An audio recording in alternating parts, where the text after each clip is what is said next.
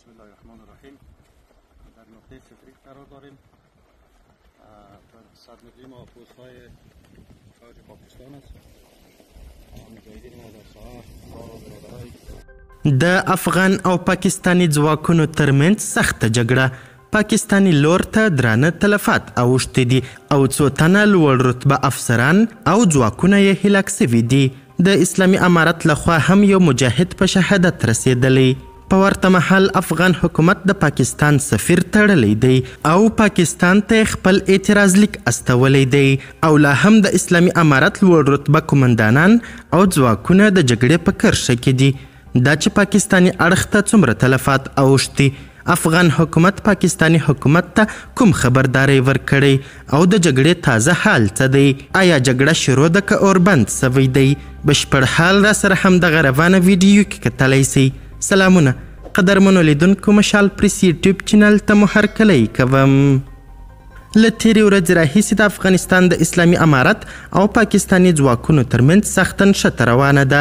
یا د نښته داسې مهال پیل سول چې پاکستاني جیټ الوتکو پر پکتیکا او خوست ولایتونو هوایي بمباري وکړل چې په ترڅ کې بېګناه ښځې او ماشومان په شهادت ورسېدل. په غبرګون کې د افغانستان د اسلامي امارت د ملي دفاع وزارت پر خپلو امنیتي سرحدي ځواکونو امر وکړ چې د پاکستان لوی نظامي مرکزونه په نښه کړي. په ترڅ کې د مولوي محمد یعقوب مجاهد په امر د پاکستان 9 لوی پوځي مرکزونه په نښه سول چې په ترڅ کې پاکستاني لور ته درانه تلفات واوښتل.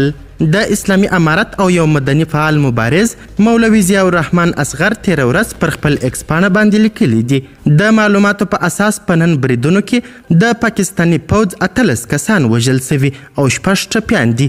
په وژل سوو کې 4 لوړ رتبه نظامي افسران هم شامل دي.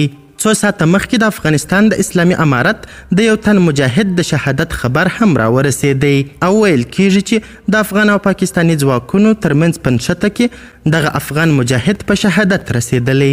د افغانستان د اسلامي امارت د بهرنیو چارو وزارت د پاکستان د سفارت سفیر هم احضار کړ.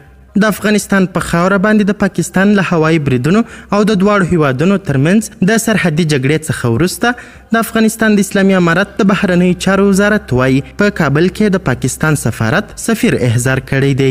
د افغانستان د بهرنیو چارو وزارت په یوه اعلامیه کې ویلي چې سرپرست وزیر امیر خان متقي د دوشنبې په ورځ د مارچ 18 او د کابه 28 د پاکستان سفارت سرپرست وربللی او د افغانستان اعتراض لیک یې ورته سپارلی دی.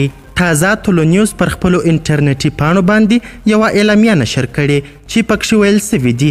یوه حکومتي سرچینه ټولو نیوز ته وایي له تېرې شپې راهیسې پکتیا، خوست او پکتیکا ولایتونو کې ډیورنډ فرضي کرښې ته څیرمه له پاکستاني لوري سره د اسلامي امارت د پولیساتو ځواکونو نښتې درېدلې دي. سرچینه زیاتوي د پکتیا په ډنډ پټان ولسوالۍ کې جګړه د پاکستاني لوري او قومي مشرانو په منځګړیتوب درېدلې، خو په نورو ولایتونو کې د جګړې درېدلو لامل نه دی روښانه. سرچینه همداراز زیاتوي چې د اسلامي امارت ځواکونه لا هم د تیارسۍ په حالت کې دي.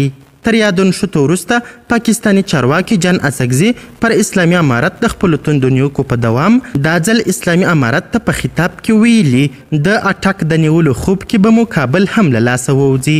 د بلوچستان ایالت د اطلاعاتو دغه وزیر تېره ورځ ویلي و چې د یوه پاکستاني ژوند له ټول افغانستانه مهم دی. هغه خبره چې د پاکستان د پوځ مشر هم څه موده مخکې کړې وه. د اسلامي امارت او پاکستاني چارواکو د اړیکو په ترنګلتیا سره اڅکزي دا هم ویلي چې پاکستان کې د هرې امنیتي پیښې غچ به له افغانانو اخلو.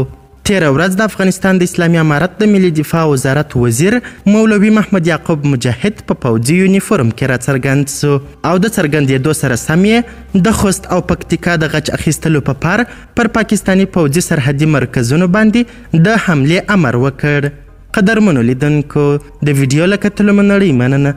د لا زیاتو او نورو لحظه پر لحظه خبرې مطالبو لپاره زموږ همدغه مشال پریس یوټیوب چینل سبسکرایب کړئ. تر بیا او بلې ویډیو ښه وخت ښې چارې د الله په امان.